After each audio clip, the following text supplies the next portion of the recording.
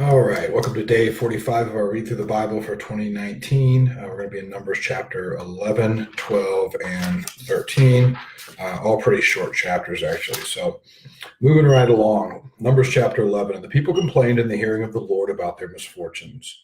When the Lord heard it, his anger was kindled, and the fire of the Lord burned among them and consumed some outlying parts of the camp. Then the people cried out to Moses, and Moses prayed to the Lord, and the fire died down. So the name of that place was called Taberah, because the fire of the Lord burned among them.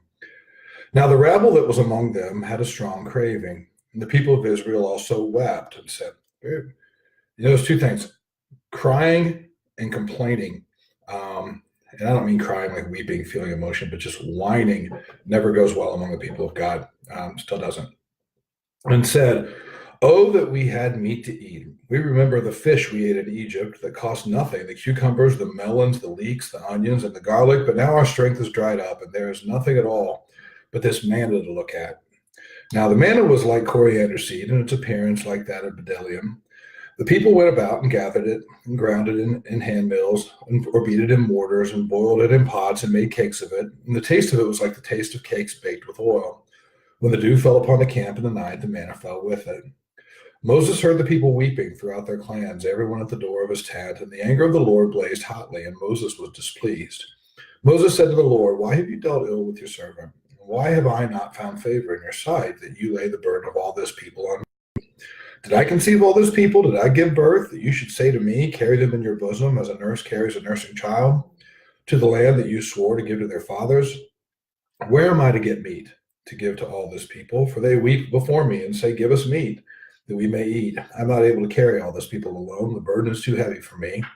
If you will treat me like this, kill me at once. If I find favor in your sight, that I may not see, that I might not see, that I may not see my wretchedness." Then the Lord said to Moses, "Gather for me 70 men of the elders of Israel, whom you know to be the elders of the people and officers over them, and bring them to the tent of meeting. And let them take their stand there with you. And I will come down and talk with you there, and I will take some of the Spirit that is on you and put it on them, and they shall bear the burden of the people with you, so that you may not bear it yourself alone. And say to the people, 'Consecrate yourselves, for tomorrow you shall eat meat. For you have wept in the hearing of the Lord, saying, Who will give us meat to eat? For it was better for us in Egypt.' Therefore the Lord will give you meat, and you shall eat. You shall eat not just 1 day or 2 days or 5 days or 10 days or 20 days, but a whole month, until it comes out of your nostrils and becomes loathsome to you, because you have rejected the Lord who is among you and have wept before him, saying, 'Why did we come out of Egypt?' But Moses said, 'The people among whom I am number 600,000 on foot, and you have said, I will give them meat that they may eat for a whole month. Shall flocks and herds be slaughtered for them and be enough for them? Or shall all the fish of the sea be gathered together for them and be enough for them?' And the Lord said to Moses, 'Is the Lord's hand shortened? Now you shall see whether my word will come true or not.' So Moses went out and told the people the words of the Lord, and he gathered 70 men of the elders of the people and placed them around the tent. And then the Lord came down in the cloud and spoke to him, and took some of the Spirit that was on him and put it on the 70 elders. And as soon as the Spirit rested on them, they prophesied, but they did not continue doing it. Now 2 men remained in the camp, one named Eldad and the other named Medad, and the Spirit rested on them. They were among those registered, but they had not gone out to the tent, and so they prophesied in the camp. And a young man ran to Moses and told Moses, "Eldad and Medad are prophesying in the camp." And Joshua, the son of Nun, the assistant of Moses from his youth, said, "My lord Moses, stop them." But Moses said to him, "Are you jealous for my sake? Would that all the Lord's people were prophets, and that the Lord would come put his Spirit on them." And Moses and the elders of Israel returned to the camp. Then a wind from the Lord sprang up, and it brought quail from the sea and let them fall beside the camp, about a day's journey on this side and a day's journey the other side around the camp, and about 2 cubits above the ground. And the people rose all that day and night and all the next day and gathered the quail. Those who gathered least gathered 10 homers, and they spread them out for themselves around the camp. While the meat was yet between their teeth, before it was consumed, the anger of the Lord was kindled against the people, and the Lord struck down the people with a very great plague. Therefore, the name of that place was called Kibroth Hattaavah, because there they buried the people who had the craving. From Kibroth Hattava, the people journeyed to Hazeroth, and they remained at Hazeroth. In chapter 12, Miriam and Aaron spoke against Moses because of the Cushite woman whom he had married, for he had married a Cushite woman. And they said, "Has the Lord indeed spoken only through Moses? Has he not spoken through us also?" And the Lord heard it. Now the man Moses was very meek, more than all people who were on the face of the earth. And suddenly the Lord said to Moses and to Aaron and Miriam, "Come out, you three, to the tent of meeting." And the three of them came out. And the Lord came down in a pillar of cloud and stood at the entrance of the tent and called Aaron and Miriam, and they both came forward. And he said, "Hear my words. If there is a prophet among you, I, the Lord, make myself known to him in a vision. I speak with him in a dream. Not so with my servant Moses. He is faithful in all my house. With him I speak mouth to mouth, clearly, and not in riddles, for he beholds the form of the Lord. Why then were you not afraid to speak against my servant Moses?" And the anger of the Lord was kindled against them, and he departed. When the cloud removed from over the tent, behold, Miriam was leprous, like snow. And Aaron turned toward Miriam, and behold, she was leprous. And Aaron said to Moses, "O my Lord, do not punish us because we have done foolishly and have sinned.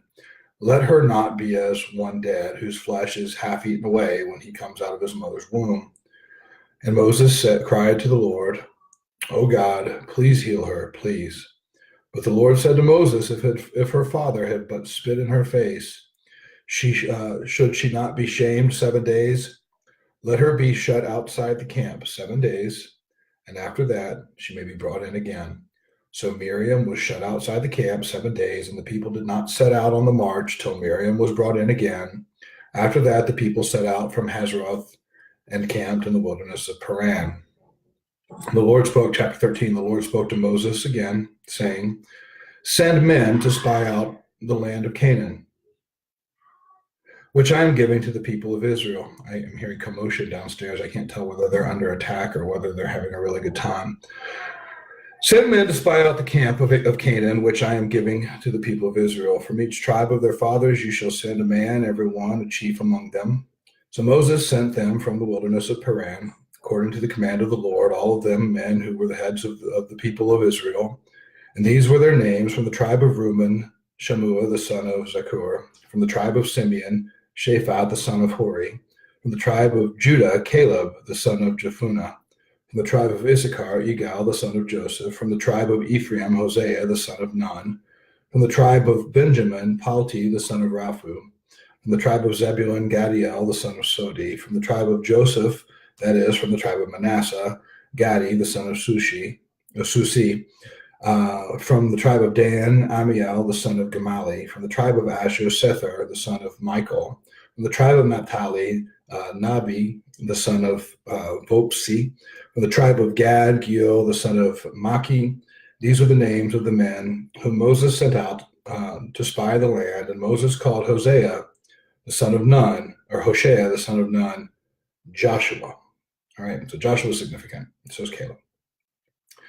Moses sent them to spy out the land of Canaan and said to them, "Go up to the Negev and go up into the hill country and see what the land is, and whether the people who dwell in it are strong or weak, whether they are few or many, and whether the land that they dwell in is good or bad, whether the cities that they dwell in are camps or strongholds, and whether the land is rich or poor, and whether there are trees in it or not. Be of good courage and bring some of the fruit of the land." Now the time was the season of the first ripe grapes. So they went up and spied out the land from the wilderness of Zin to Rahab, near Lebo Hamath. And they went up into the Negev and came to Hebron. Ahiman, Sheshai, and Talmai, the descendants of Anak, were there. Hebron was built 7 years before Zoan in Egypt. And they came to the valley of Eshcol and cut down from there a branch with a single cluster of grapes, and they carried it on a pole between the two of them. They also brought some pomegranates and figs.